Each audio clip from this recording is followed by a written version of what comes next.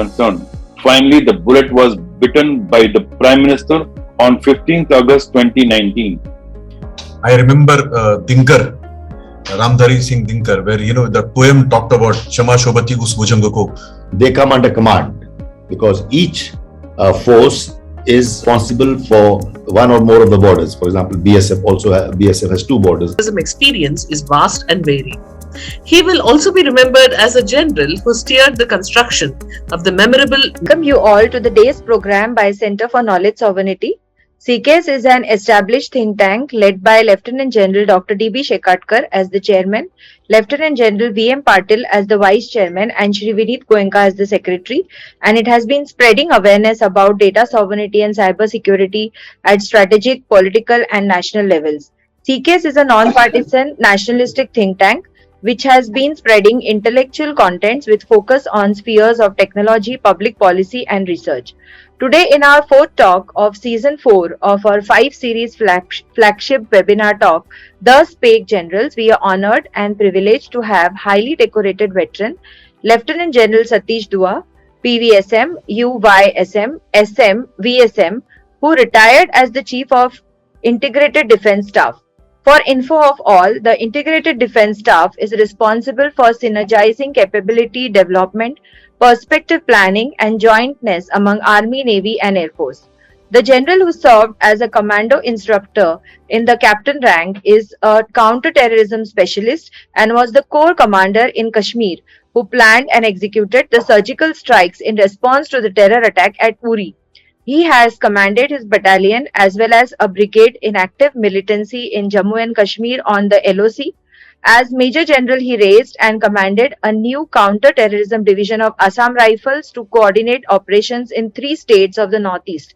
He served as Indian Defence Attaché of Vietnam, Cambodia, and Laos as a colonel and co-chaired the Indo-US Military Cooperation Group. He writes and speaks on current and strategic affairs. He is a member of the Executive Council of Global Counter-Terrorism. He has authored a book about soldiers' lives on the LOC titled India's Bravehearts, which also has a Hindi translation, Bharat Ke Jabaz, and also which has been translated into Kannada and Assamese is underway. A TEDx and motivational speaker for youth forums and corporate leadership talks, the general is a keen sportsman, fond of horse riding, and an adventure sports enthusiast to include skydiving, skiing, parachute jumping, and mountain biking. Now I request as an active member of our think tank, Air Vice Marshal Pranay Sinha, VSM retired, to take the program further. Viewers, AVM Sinha in his past 35 years of distinguished career held many important appointments and post-retirement worked as an advisor to Bharat Electronics Limited for 3 years and is presently a strategic advisor to IIT Mandi. Over to you, sir. Thank you. Thanks, madam. For info of all, Madam Sumitra Goenka ji is Director, Rating Infotech, CEO Triangle Global, and strongest pillar of strength of CKS India. Once again, good evening, viewers. Please get set ready to hear a very interesting issue, which, if I may add, is a bit contentious also. And before I invite the learned speaker of the evening to understand the higher defense organization in India, which remains partially implemented, let me contextualize it in a minute. If you all recall that last week, General Khandare had elucidated how Xi Jinping brought in big structural changes in PLA after becoming president and pushed for civil-military fusion. We also know that PLA's main objective is to protect the China's Communist Party as it is the armed wing of CCP, whereas Pakistan's military runs the entire country irrespective of which party is in power in Pakistan. And in democratic India, none of the 3 defense service chiefs were directly responsible for defense of India. That responsibility was constitutionally entrusted to the defense secretary of MOD till CDS post was instituted, if I may say so. The Government of India's transaction of business rules and allocation of business rules 1961 were a big hurdle between any meaningful integration with MOD. The 3 service headquarters always remained outside the government, with MOD providing the interface between the 2. The service headquarters status was that of attached offices adjunct to MOD. This also does not mean that the individual service chief does not have direct access to the RM or PM, but this option is used only in the rarest circumstances. Of course, best bonhomie was witnessed between late Indira Gandhi and General Manekshaw in 1971, and its outcome is well known. It is not that importance of such direct interaction between military chief and top political leadership is not known. Over 2 millennia ago, India had an admirable higher defense organization. According to the Megasthenes, the Greek ambassador during Mauryan Empire, the war office of Mauryas had all attributes of a modern higher defense organization, and even Chanakya's Arthashastra dealt in detail with all aspects of governance of the armed forces and its relationship with the king.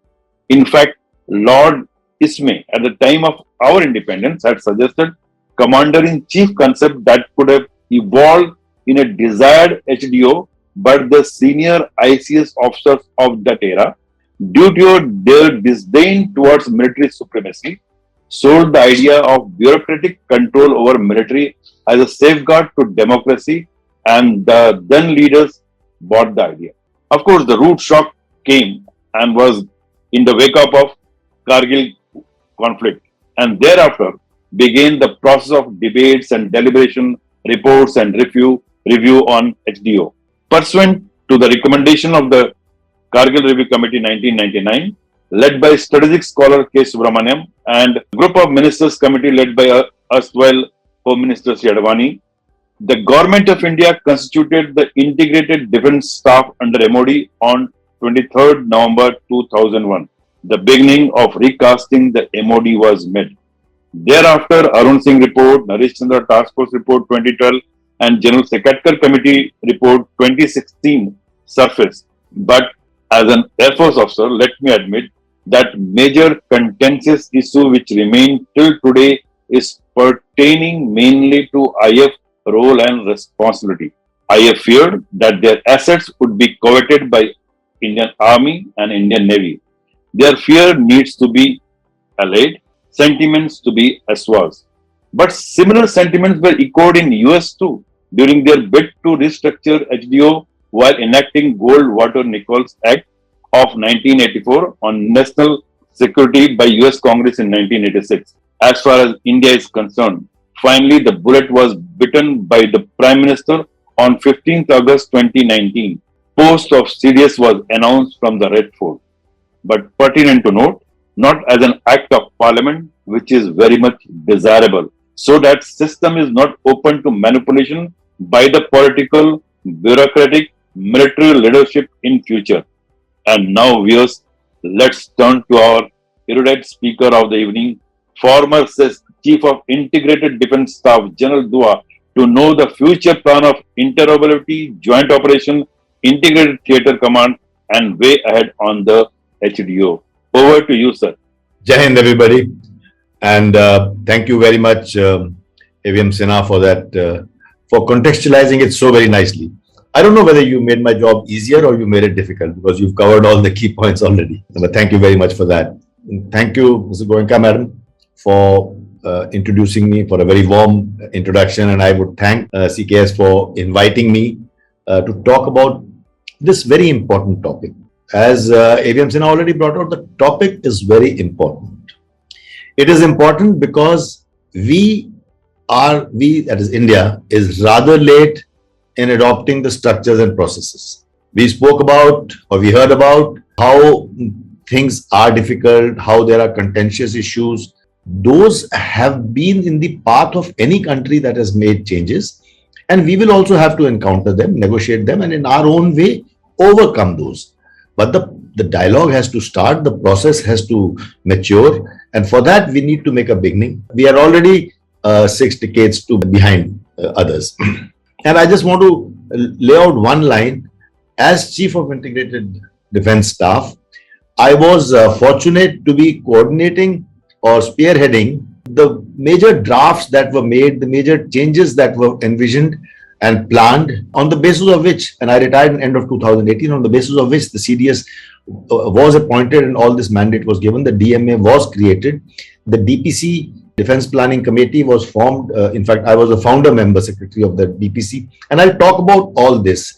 Why I'm saying this to you all, to all present here, is that I was intimately involved in the process of creating these steps, as was, of course, General Shekatkar, whose report was the last of the studies that affected these changes. After World War II, the world realized that all future wars are going to be fought jointly in an integrated manner. In fact, in World War I, the air power hadn't blossomed into its might. In World War II, the Air Force was helping the land warfare, the maritime dimension, giving them support, as also fighting their own air battles like the Battle of Britain. Operation Overlord, the Normandy landings, which heralded the end of World War II, were a tri-service operation. But though we know that they heralded the end of World War II, but the fact remains that in these operations, there was too much friction, too much bickering, too much dissensions, which led to a lot of casualties and a lot of avoidable activities on all sides. In fact, allow me to quote President Harry Truman, and this is what he had to say. I quote, "We must never fight another war the way we fought the last two. I have a feeling that if the Army and Navy had fought our enemies as hard as they fought each other, the war would have ended much earlier." Unquote. And today, he spoke about Army and the Navy. I suppose today we can add all three services in that phrase. 66 countries have made changes to their structures after World War II. In fact, all the larger militaries have integrated processes, joint structures, theater commands, or by another equivalent name. And even the smaller militaries have integrated processes. But it is not to say that India didn't do anything. In fact, we were the first country to actually act on the realization that all future wars would be joint. India was the first country to start a tri-services pre-commissioning academy. The National Defense Academy at Khadakwasla is the first tri-services academy in the world. But thereafter, we went to sleep about it. We just didn't do anything. And as is well known, it's after the Kargil War. AVM Sinha detailed that very well. After the Kargil War, we actually woke up to the realization that we need to do something about it. Before we get there, talk about the Higher Defense Organization, I want to just very briefly, very quickly cover the ground that why is integration required? Why integration? Look, in a broad sense, before we get to our contentions and our disagreements, in the broad sense, if someone was to tell you that with reduced inputs, you can get improved output, that would be a best business case model. Improved output here is to do with combat effectiveness. The combat potential of all three services is enhanced the moment we work together in an integrated manner. Reduced input is resource optimization that integration will afford us. Let me take a very basic example. When Army, Navy, and Air Force, let's say in their headquarters in Delhi, we run the same Maruti Gypsies and the same Maruti Ciaz, but we have huge separate workshops. Why do we need duplicate or triplicate resources? Now, this is a very basic example, but let's take Ladakh. In Ladakh, both Air Force and Army fly helicopters of different sizes to support the very same troops on the LAC and on the LOC. So in Kashmir, in Ladakh, in such places, why can we not have integrated operations?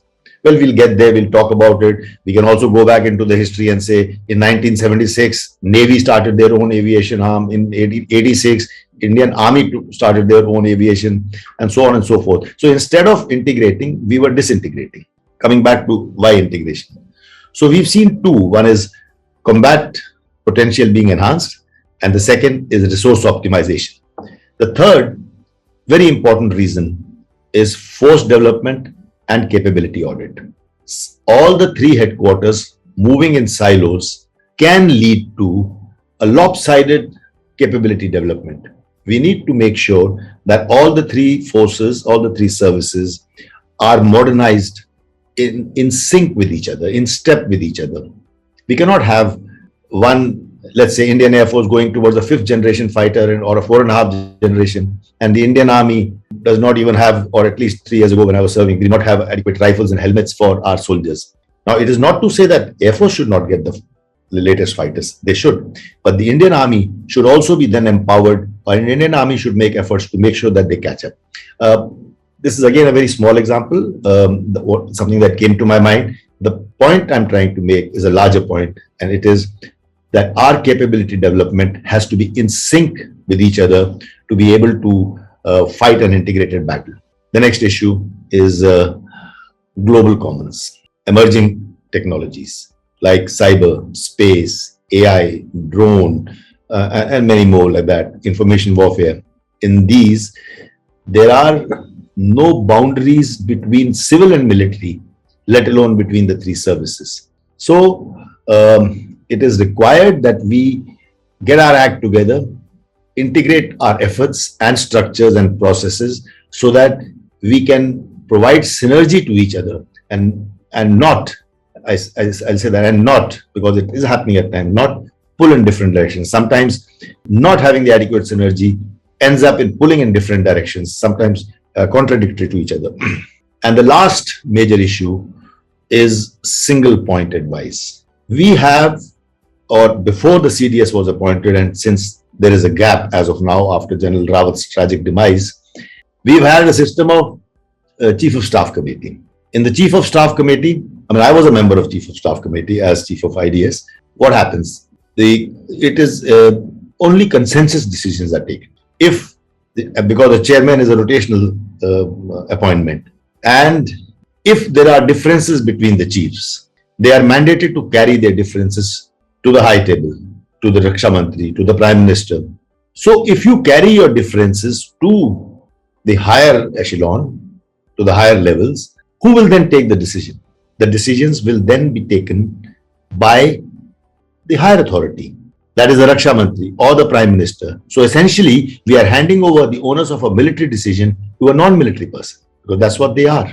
Therefore, it is very much required that we have single point military advice. All our differences should be done and dusted over here.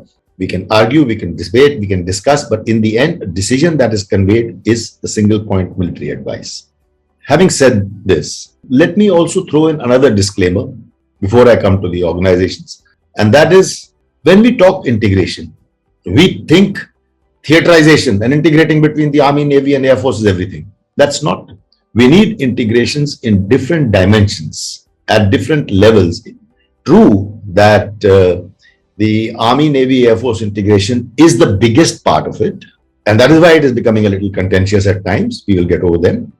But it is not the only thing. And let me just lay out some of the things where it is required. It is required at the national level. It is required in the MOD. It is also required at the services level. Let me just take them one by one. At the national level, first, we have the Cabinet Committee on Security.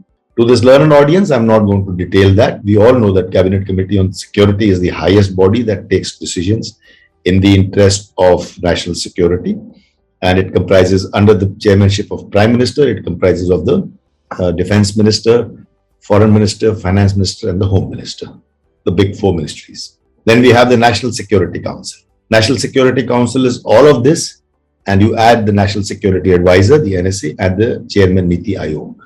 Next, and please note, even in National Security Council, neither the chiefs nor the CDS is a member. He may be invited, but he's not a member. Now these are the things that I'm pointing out are something which are very glaring, which should be corrected, hopefully, over time. The next, we have the Defense Planning Committee. Defense Planning Committee, started in May 2018, is to coordinate certain issues at functional level. And since I mentioned that I was a founder member secretary, I'll talk about this a little later. I'll explain why it is required and what it's doing. And then other ministries may form part of any of these meetings, depending on the requirement, depending on the issue. For example, if infrastructure development along the northern borders is being discussed, then we would have the Surface Transport Ministry also required to take part in that, or the Shipping Ministry. So anything that requires concerning infrastructure, the relevant ministry would be included. At the MOD level. At the MOD level, there is a RMs committee, not very well known because it meets quite frequently. The RMs committee consists of under the Raksha Mantri, it has the three chiefs, the CDS, the three chiefs, and the defense secretary. But this is a body that meets quite often, so the structure exists. Chief of Staff Committee. I think we all know about Chief of Staff Committee, which is headed by the CDS now that he's appointed. But at the present moment, since there is a gap, there is no CDS. It is again the chairmanship is rotational. What are the services? Now, it is not only Army, Navy, Air Force that require to be coordinated. Army, Navy, and Air Force need to be integrated, and that's what we are working at. But apart from that, the service headquarters, the command headquarters, the CAPFs, the Central Armed Police Forces, 7 of them, the CAPFs also have to be joined at the time of operations. When in an operational scenario, they come under command because each force is responsible for one or more of the borders. For example, BSF has 2 borders, Pakistan and Bangladesh. So then there is Coast Guard, and very importantly, all intelligence agencies. There are 28 of them. So all these agencies and forces have to be integrated at varying times, at varying stages, as the requirement may be. So this is all about the levels of integration. And before I move ahead, I'd like to talk a little bit about what other countries have done, so that we draw the right lessons from other countries. US, I mean, everyone looks at US because it's one of the largest militaries, and it is the number 1 superpower. It is a democracy. So it's natural that we look at their processes and their integration of the 3 services, or the 4. They have Marines as a separate service. So their integration is very evolved by Act of Parliament. They've had Goldwater-Nichols Act, and not only that, 1986 Act, they've had amendment to the Act. So they are more evolved. So we tend to look towards them, more towards them, though we have to alter it to our requirements and needs, because India has no ambitions or aspirations beyond its borders. The United States has, I mean, the whole world is their canvas, and that is why they have 6 combatant commands, all of them looking after different areas. And apart from these 6 combatant commands, India falls in Indo-Pacific Command, as is known to all of us, and Pakistan falls under the Central Command. Apart from this, at the higher structure, they have a Joint Chief of Staff. Joint Chief of Staff Committee is headed by a chairman. The chairman, Joint Chief of Staff Committee, is the principal military advisor to their higher leadership, to the Secretary of Defense. Secretary of Defense is equivalent to our Defense Minister, and to the National Security Council, and to the President. While he is the single point military advisor, he is the senior most military advisor and gives a single point military advice. But as far as operations are concerned, the combatant operational commanders are responsible and accountable for operations to the leadership. So the Chairman Joint Chief of Staff is not questioned as to what happened in a particular operation, in a particular combatant command. It is the combatant command commander. The Indo-Pacific Command commander will talk about what is happening in South China Sea, and not the Chairman Joint Chief of Staff. Whereas what happens in India, there is a terrorist attack in Uri. Yes, I was the corps commander there, but the army chief comes there. He finds out the situation. He comes back, and he comes and answers the higher leadership. Is he responsible? I'll leave that. There's an educated audience. You will understand. Then if I am responsible, so that's where the obfuscation starts. Whereas in the American system, the operational commander is directly responsible. Here, the army commander is not directly responsible to the leadership. That's the difference that I want to bring out, and that's what we need to address. Accountability comes with responsibility. Let's take another smaller country. Democracy, smaller country. United Kingdom. In UK, because the military is small, the whole of their military is perhaps a little larger than our Air Force. I may be wrong about the figures. They have a CDS. who's the senior military advisor, but they have a permanent undersecretary who's like our defense secretary. He's the senior most civil advisor to the defense minister, to the secretary of defense. And below that, they have a permanent joint headquarters. A permanent joint headquarters then takes operational control of any operations that may be launched. Now remember that in UK, there are no threat to their borders, so they are not defending their borders like we are defending our borders. Theirs is more a case of application of their military in mission areas, which may be different areas, different countries, different regions as the requirement may arise. And for that, they have a joint task force headquarters. They don't have any allocated forces. The headquarters is there. It has certain resources and infrastructure. And forces are in a plug and play manner. Forces are allocated as per the requirement of that mission, of that region where they have to be deployed. So that is the difference. Those are the two structures which are in US and UK. In China, now let's take, it's closer home, but it's a very different kind of system. China has undertaken military reforms, as General Khandare spoke to you all, I think it was a week or two ago that he spoke, last week perhaps. He spoke about the military reforms that China has undertaken in the last less than a decade. They started off in 2015, and they are, when you read about how reform process started in the US, there were issues in the US, even in UK, there were major issues. In UK, the Air Force Air Chief had to be sacked to get this processes going. In US, 9 star-ranked generals, admirals, and marshals had to be removed to get the processes through. And you all must have heard of the Key West issue, that how the Secretary of Defense actually took the chiefs into Key West. There is a retreat, and they said, now we are not going back from here unless you sit down and sort out and write down the things. So I mean, there have been trouble everywhere.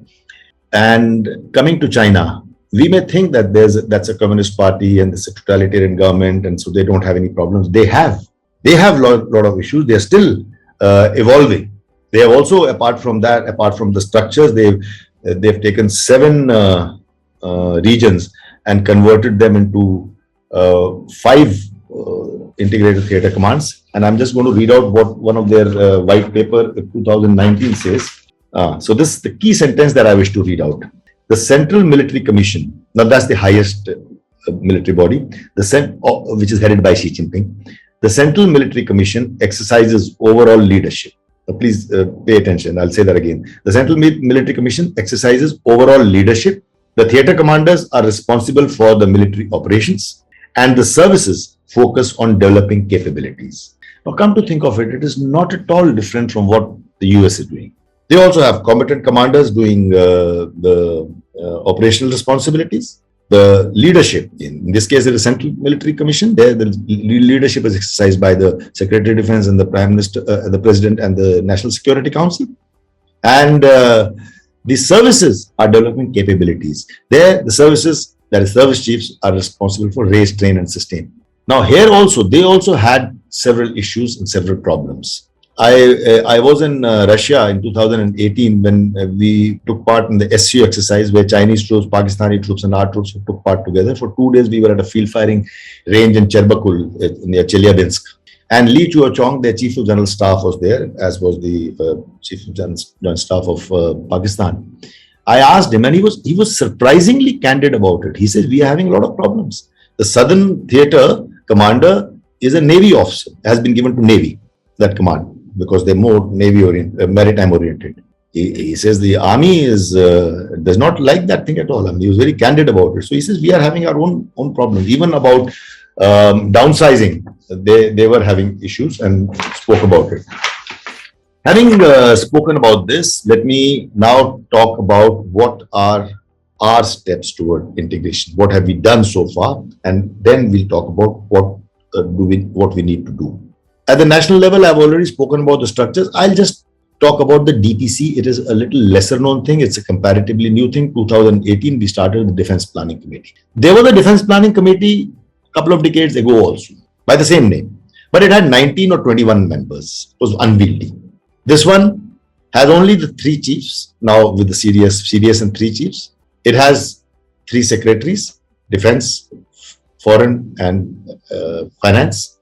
It is under the chairmanship of the National Security Advisor, that brings in PMO, and it generates recommendations for the Raksha Mantri. Why is it required? It is required at a functional level because the CCS does a function at apex level.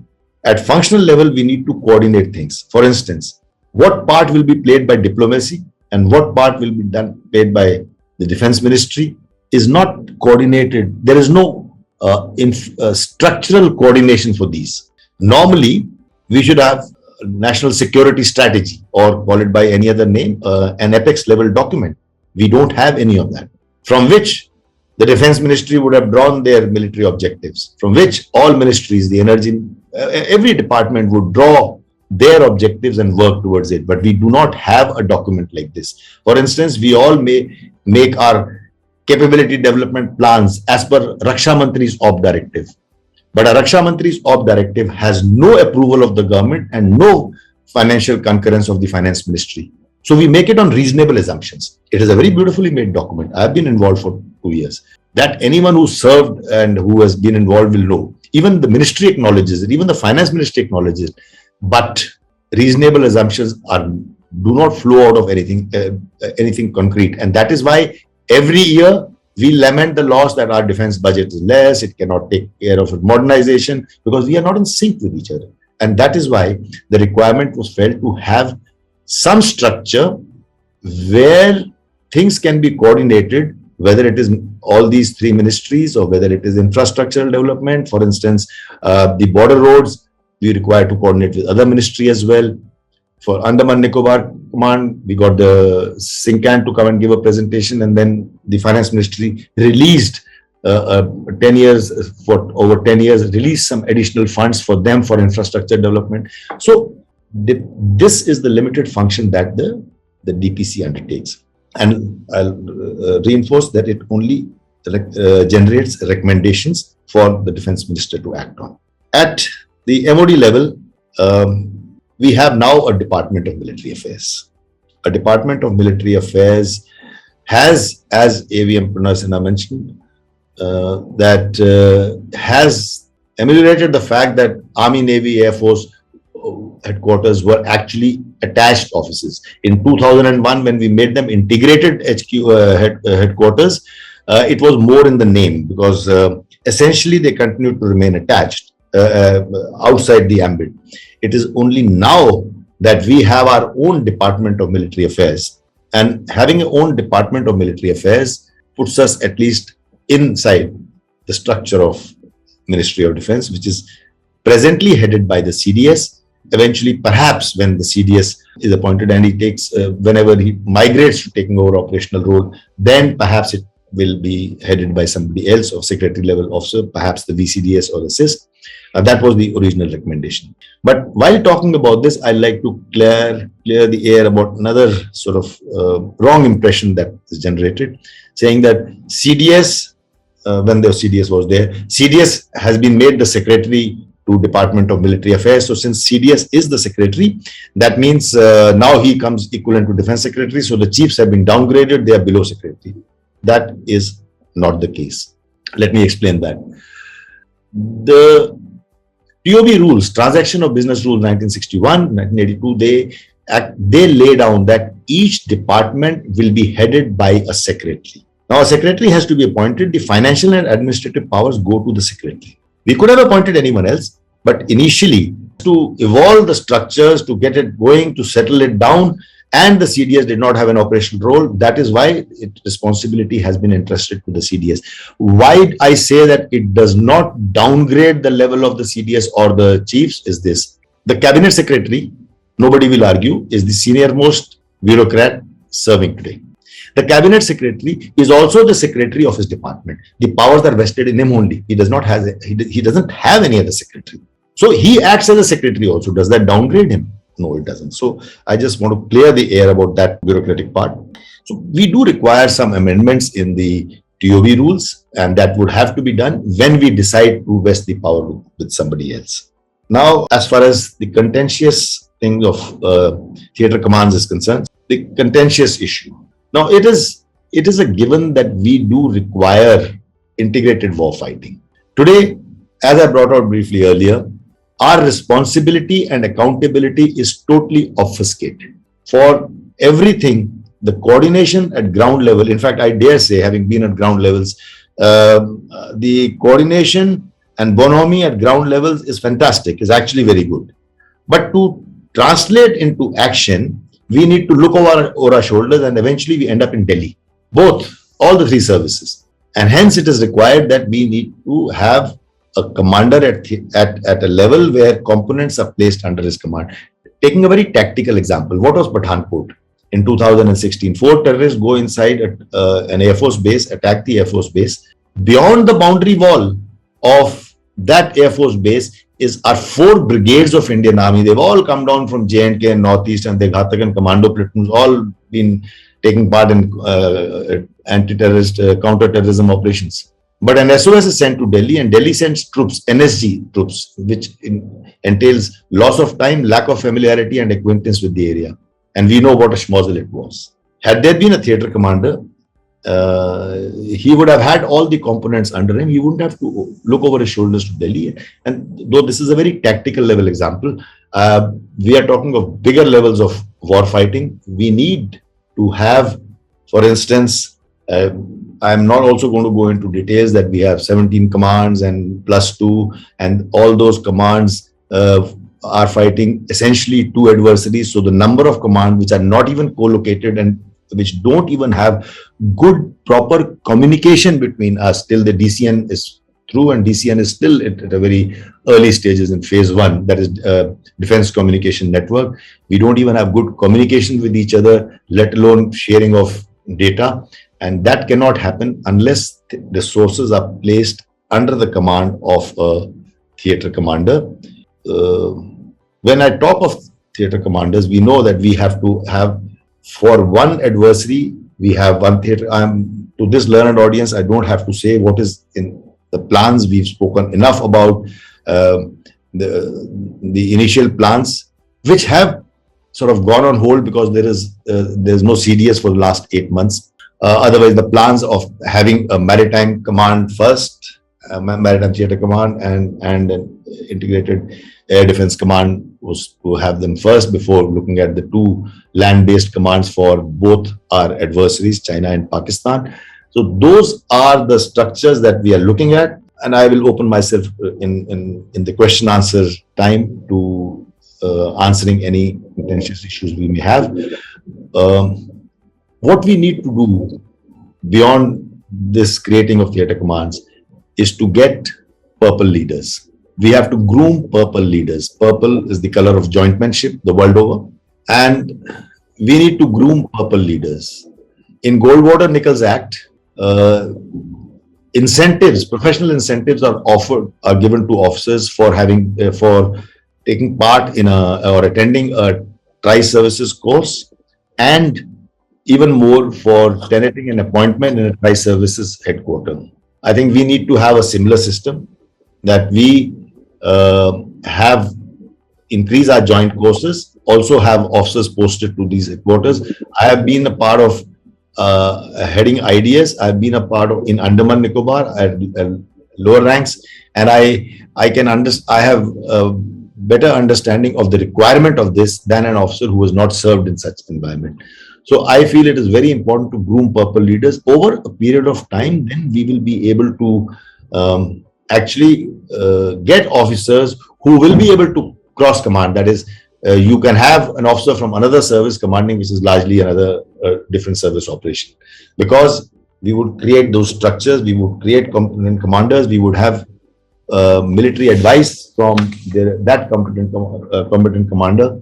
The last thing I wish to touch upon over here, and I'm repeating, I'm leaving the issue of theatre commands for question answer. What is the higher defense organization then? The higher defense organization in our country today is under the CCS. We have the Ministry of Defense on one side, and on the other side, we have the National Security Council. The National Security Council has the NSA, the Strategic Policy Group, and the National Security Advisory Board. The NSA has a National Security Council Secretariat, very enabled and a very powerful body, because it really coordinates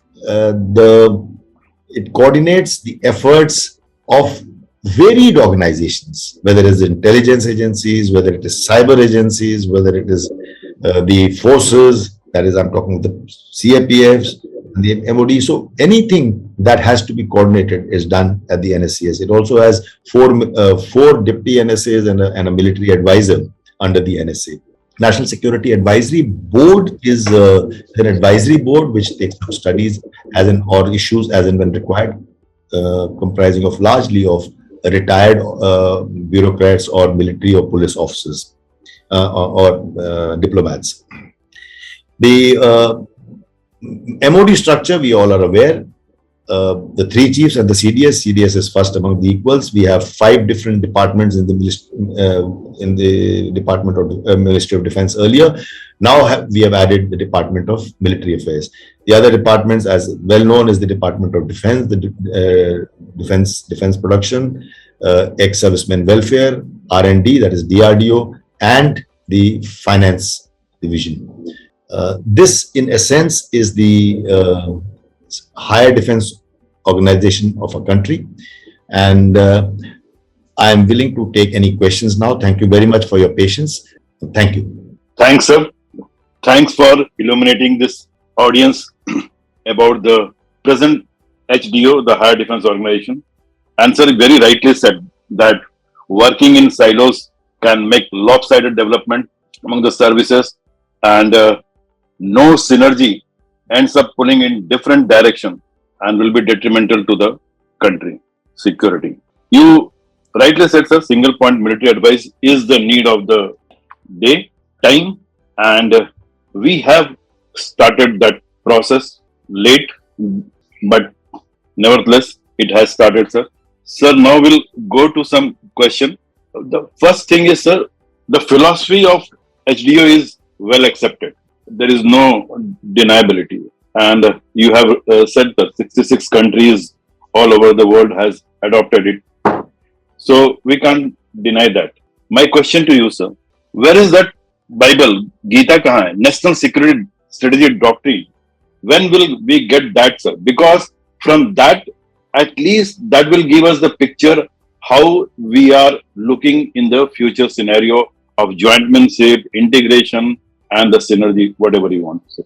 So, यही तो मुश्किल है प्रणय, वो गीता ही तो नहीं है.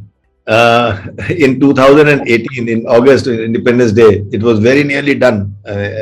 When I was the chief IDS, we had made a draft and everything was ready. It was felt that it is going to be announced, but they developed cold feet. And it is not the first time. It has been done a couple of times in the past also, earlier also. It has been drafted, but the government fails short of biting the bullet.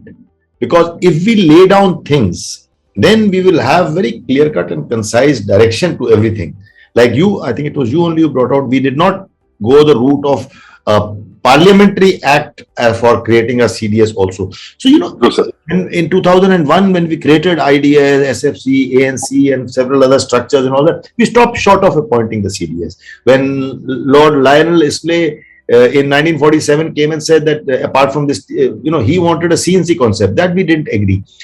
We then made Chief of Staff Committee, PPOC, Personal Officers Committee, PMOC. So we made a lot of committees. The problem about committees is that then you take consensus decision, like a common minimum program of coalition government. The security of a country cannot be left to this common minimum program. Anyway, so I'm digressing. The point I'm trying to make, everywhere we take a step and we stop short. One key step we hold back. Now, I don't know whether it is the nature of the beast, nature of our being, but that is beyond the ministry. It has to be taken. This call has to be taken by the leadership. I'm only hoping in the past few years we have taken a lot of bold steps. Maybe someday we'll do this also. Maybe, sir, democracies. That is the debate, whatever you want to say. So second, this thing, again, it's related to this, why it is not being allowed and why the political leadership is shying away from biting the bullet on this. Though the Nicholas Gold Act, you have stated how the three-star generals were sacrificed, sir. But the fact remains, when will we see this civil-military fusion? Because until that happens, so your comment on that. No, you see, civil military fusion, fusion is a big term. Before we come to fusion, first coexisting and working together. Let's have even cross postings today will make a lot of difference. I don't mean posting a few colonels or equivalent rank officers in army headquarters, of which we have posted a few. That's not the way to do it. We have to have them at higher, at little middle and higher levels, cross postings. Even that will help. So fusion is required. Integration is required first, and then we'll come to fusion. For instance, the Ministry of Defense, the officers who are posted in Ministry of Defense, they are generalists. The External Affairs Ministry has a permanent cadre. IFS officers staff that ministry. The Railway Ministry is staffed by Indian Railway Service officers. The Forest Service, the Finance, the Home Ministry has a significant chunk of officers from their related cadres. But security of the country is left to generalists. You can come from Coal and Shipping Ministry or Urban Welfare Ministry, and you can be a part of the Ministry of Defense. And in fact, of late, we've started taking Forest Service and Postal Service officers posted in the Ministry of Defense. So it is absolutely, it beats logic. Something where we have two unresolved borders, both with nuclear countries. All three are nuclear countries, and we leave this to a generalist is not. So what I'm trying to say, civil military fusion is one side. On the other side, we need to have specialist cadre, someone with better understanding. Not that you come for 5 years and first 2 years you try to get some rudimentary idea. If we had a permanent cadre, we would, the services will invest in them. We will make them do courses, visits, attachments to establishments, defense establishments, and their domain expertise will grow. So we need to get there. Again, this is something you asked me a question which is not to be done by us. But the last sentence I'll say is that we have come a long way. If you take your mind back to the 90s, we were actually too much in silos as far as civil military is concerned. There was some amount of integration after 2001, that is after the Arun Singh Nehru task force was put into place and IDS and SFC, etc. was raised. There was some betterment. Now with the CDS, there was something, and the DMA, there is a complete overall, because the Department of Military Affairs, at least, is totally a civil military fusion. I mean, in the sense that there are 3 JSs who are Army, Navy, Air Force each. There are 3 JSs who are from the civil stream. In fact, 2 are from IAS. One is from MEA. JS International is an MEA, this thing, JS International or International Relations is called. So very slowly, but we are moving. We need to speed up. Sir, one more question. Of course, before we go on the contentious issue of theatre commands, why not low-lying fruit we should take first, pluck first, like integrated logistics? You said, sir, integrated training, integrated maintenance command. Why not we go first for that, see, and then evolve, and thereafter we take the final bullet, the final bullet. Right, thank you. A very good point. And let me explain why it can't be done. In 2017, when we had this Combined Commanders Conference in Dehradun, the Prime Minister came and he expressed his unhappiness, Prime Minister Modi.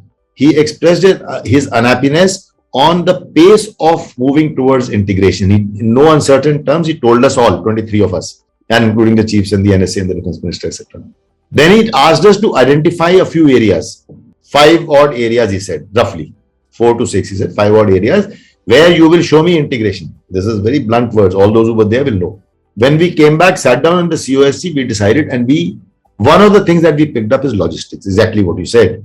So we decided to open start integrated logistic node at 3 places. One in Guwahati, one in Mumbai, and one in Port Blair. Of course, now I'm retired for more than, I'm touching 4 years now, so I am not up to date. But to the best of my understanding, Guwahati and Bombay is not really happening. We might give some reports and presentations, is not really happening. Andaman and Nicobar is happening. Now, what does that tell us? It tells us why it will not happen anywhere else. You cannot have the structure until you have a commander first. In Andaman and Nicobar Command, it is happening because the commander is a tri-service commander. That is the only operational theatre command. It's not a theatre command, sorry. It's a only operational integrated structure we have. We have SFC, but we'll not talk about that. So when that happens, unless you have a boss and he's got component commanders under him, for all his other differences, they are able to make some headway in creating it. So have I answered your question? You cannot start anything unless you start the command element and start integrating. Yes, sir. Very vicious circle, sir. Sir, our regular viewer Dharamveer ji is asking, Gita लिखने वाली वो National Defence University का fate क्या है sir? Where is that National Defence university?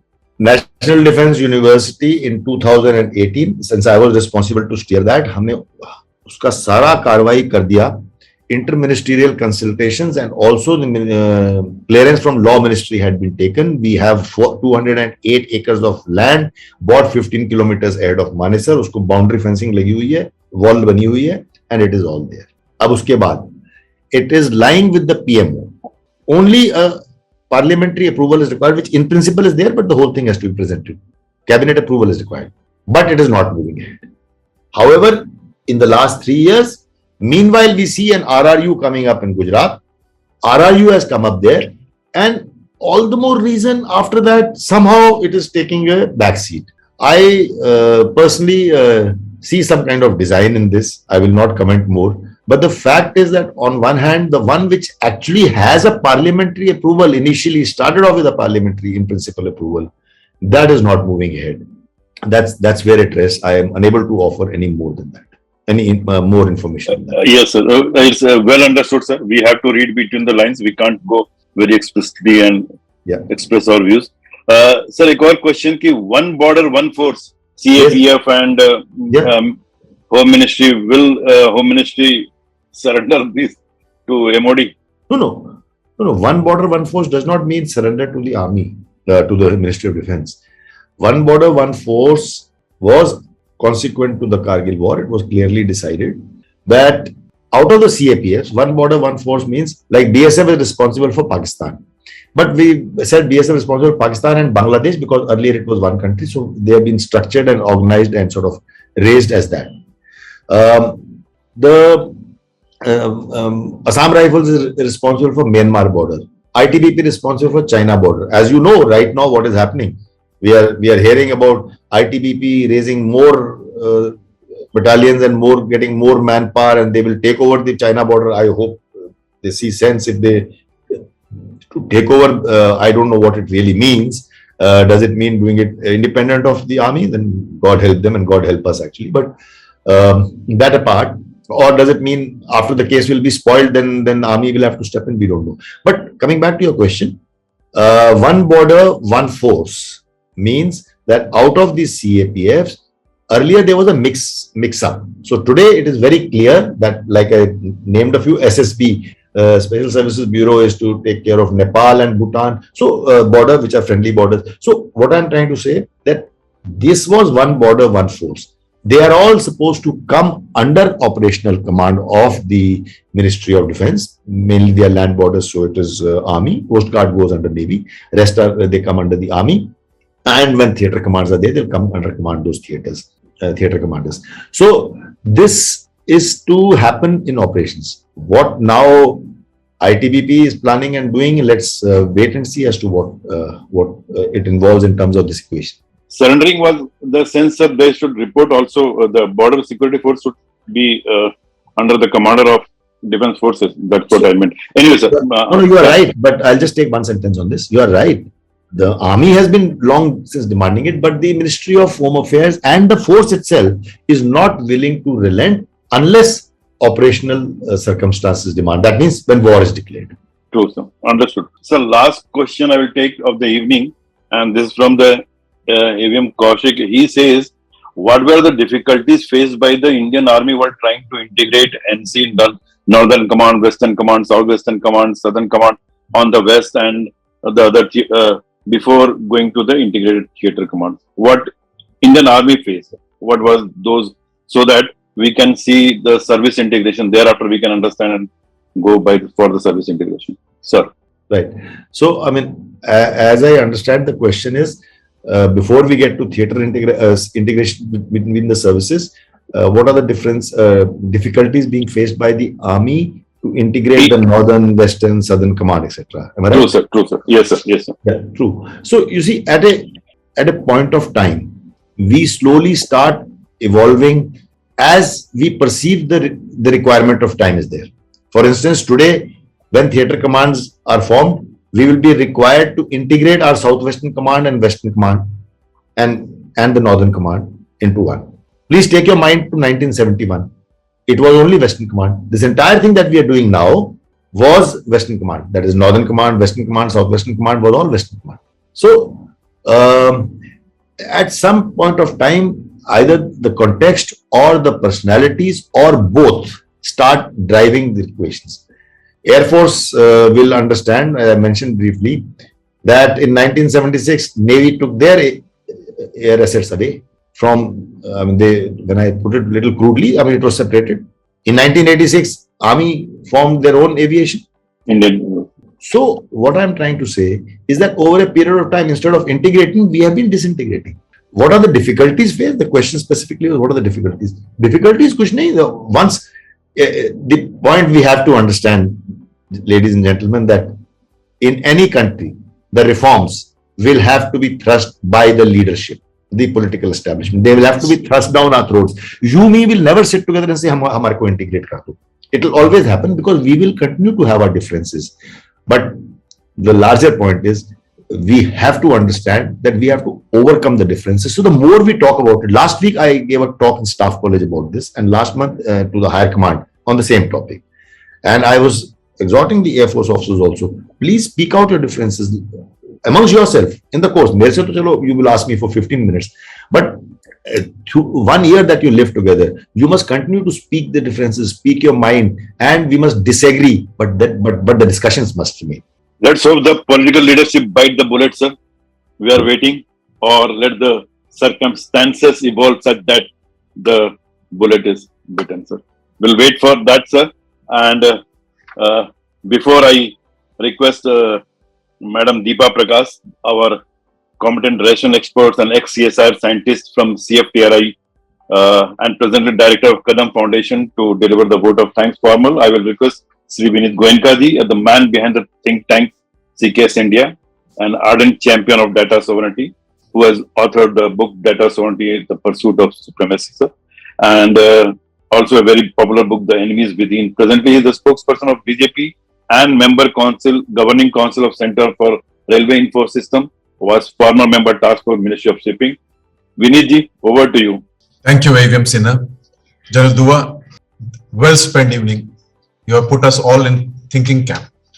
I remember Dinkar, Ramdhari Singh Dinkar, where the poem talked about Shama Shobati Us Bhujanga ko, jisme garar ho. So the capability of violence is the guarantee of peace to all of us. If you don't have capability of violence, you will never have peace. You will have violence on you. Yes. And this capability of violence on the borders can only come if you have huge, good coordination and integration, which will increase this capability multifold, even without increasing a single rupee spent on that. So rightful, useful of air power, other powers while you're doing this. Democracy, which has to be protected, sometimes becomes detrimental to this integration, this power which comes up. But we all are here and we are committed to protect the democracy. And I think the beauty of this is we have been talking about this, we have been doing things, and every time when we do right things, our next generation sees that as to be incorrect, and then they redo a right thing. And so we are doing something right over what was done right by our past and the wise man who was there earlier before us. You have put us all in thinking cap. And sir, while Dr. Deepa would give a formal thank to you, I would like to thank you that I go back learned today, more wiser than what I entered this webinar. I'm sure everybody who will listen to it will agree with you and also think on the points which you have been talking in the last 45 minutes or so. AVM Sinha and General. Thank you very much. Thank you very much. I hand it over to Dr. Deepa. Thank you very much, Vinodji. At the outset, let me thank the former Chief of Integrated Defence Staff, highly decorated veteran, Lieutenant General Satish Dua, PVSM, UYSM, SM, VSM for gracing our platform CKS India. You viewers, it is worth recollecting that under his leadership as Corps Commander, the surgical strike in response to the terror attack at Uri was successfully executed. His operational and counter-terrorism experience is vast and varied. He will also be remembered as a general who steered the construction of the memorable National War Memorial, Delhi. Today's talk was indeed an eye-opening session for majority of us to understand a very complex issue of Higher Defence Organisation of India. General Dua's experience in Integrated Defence Staff Headquarters as its chief and his very close interaction and working with MOD has given him that rare insight that made this topic of today very informative and interesting. The manner in which General handled various questions on the subject speaks volume of his domain expertise and vast operational experience, both at the tactical and strategic level. I, on behalf of CKS, express my gratitude to General Dua for delivering such an illuminating talk. I also thank Sumitra Goenkaji, our strongest pillar of strength, for introducing the General to the viewers, and AVM Pranay Sinha sir for conceiving this webinar series and moderating the session. I also thank Dr. Nagratna and Paresh for their back-end support. My special thanks to Vinod Goenkaji, our mentor and guide, and most of all, our sincere thanks to all our viewers on various social media for tuning in and encouraging us to host this program. Dhanyavad, Jai Hind.